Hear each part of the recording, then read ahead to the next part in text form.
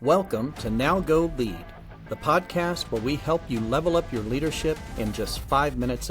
Each episode, we provide inspiring stories and actionable insights to help you lead with confidence and clarity. Whether you're a seasoned leader or just starting out, our goal is to give you the tools and motivation to level up your leadership game. Something to think about today. What happens when your vision fades? Your vision that got you started on this journey. What happens when you can no longer see it? So very recently I had an epiphany, and I think even as I sit down to talk about this, I'm aware it's going to take me some more time to process it. But essentially it's this. I love leading people. Many of you do too. There's just no other way to put it. And people inspire me. They give me passion. And the more I interact with people, the more energy I get. I'm inspired by their lives. And I'm motivated at some level to use all my talents, whatever the things, the gifts that I have to help people. I mean, what is leadership if there are no people? There really isn't. And so people are just important to me. If I look back, and I did on when I started the company, it's very clear to me that people were always a bigger motivator to me than money.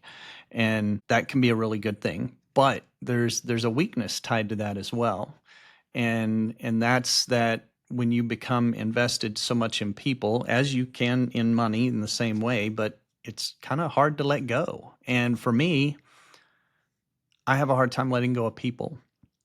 I want people to be successful. And sometimes because I care so much about people, I get that confused with making them comfortable or accommodating their weaknesses. And so a lot of things that go along with that. So I'm going to rewind for a second. And if you look back to 2020, we remember this, and we're 5 years back, out from the onset of the pandemic right now. So we were really able to put some better perspective on this. But look back at your own journey at that time, and I'm going to kind of look back at mine as well. But I like to look back and just think about our decisions during that time. What was going on internally with my organization? What was it like to be a leader during that time? And it's almost cliche to say it, but it changed everything. The pandemic changed everything about the way we do business. The work paradigm has shifted. The way we do work now is so different than it was 5 years ago, 6 years ago. And for me, even though there's a lot of good things has come out of it, and I acknowledge that and agree with it, I think probably the work from home revolution was the biggest thing that impacted how we do work, and obviously where we do it from. And there's been a lot written about it, the story of the American worker during the pandemic and the years following, how it's all changed. And we work from home, a place where we weren't working from previously, many of us, for an unprecedented amount of time. And it shifted the focus away from an office as a physical place, and it moved to the individual. And then we, as we came out of that, we came up against the Great Resignation.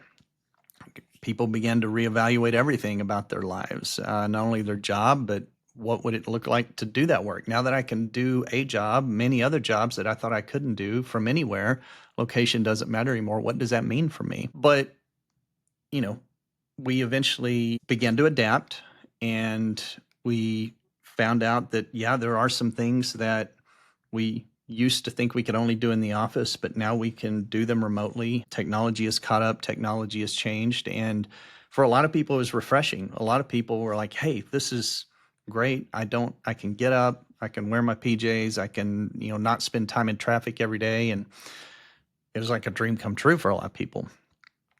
And admittedly, I think for me, again, as a people person, I was really keen during this time to be progressive with our policies. I wanted people to be happy. I wanted people to be in an environment where they could do their best work. And that was some hard battles with the leadership team, because a lot of people wanted to go back to the way it was. And I knew at some level that going back to the way it was probably not the answer. And so ultimately we ended up, like a lot of people, doing fully remote policies and flexible work policies. And I was okay with that because I was pretty confident from a leadership standpoint that we could adapt, that I could adapt. And we could figure it out. It was going to be okay. I mean, I believed in myself. I believed in our team, and for a time, things went pretty smoothly. I mean, we're learning to adapt from both sides of the camera, making Teams work, Zoom, all of these different formats we were dealing with, but essentially continuing the relationships that I used to have in the office.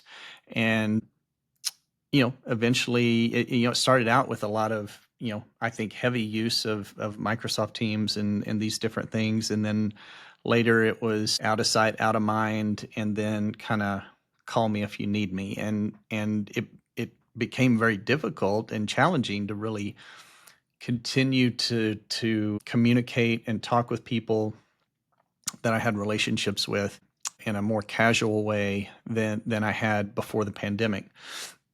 Now, before the pandemic, we had really started to run out of office space. So, along with a lot of other businesses coming out of the pandemic, we were optimistic about growth. The pandemic's over, let's go. And we started growing. And so we decided to get a bigger office space. That's the way we had kind of done it in the past. And we were prepared to grow. But about 2 years into the lease, I mean, we found out we had kind of way overestimated our space needs. A lot of people were working from home full time.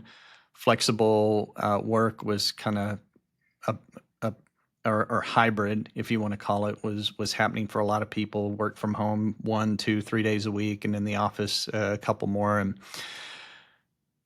what happened over time? We used to have this bright, vibrant office space with people and laughter and conversations and just all this energy.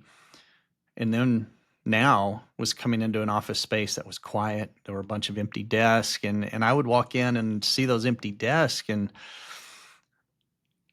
I wouldn't see so much an empty, dark desk as I would be sad about the person that I knew used to sit there. I mean, they were still working for us, but I used to go up and have a cup of coffee with them in the morning, or just kind of ask them how their day was going, and those things were kind of fading away. And I think that was interesting for me. I really didn't understand what kind of impact that really would have on my leadership. Very practically, from a business standpoint, we had all the same people doing the same things they'd always been doing. Invoicing was happening, the money was coming in. But the real difference is, instead of doing the work in the office, we were just doing it in a lot of different places. But I would walk up the stairs every day to the office and look out at what used to be, and I began to get sad about it. And I was feeling like I had lost a sense of vision for the organization. And what had happened is that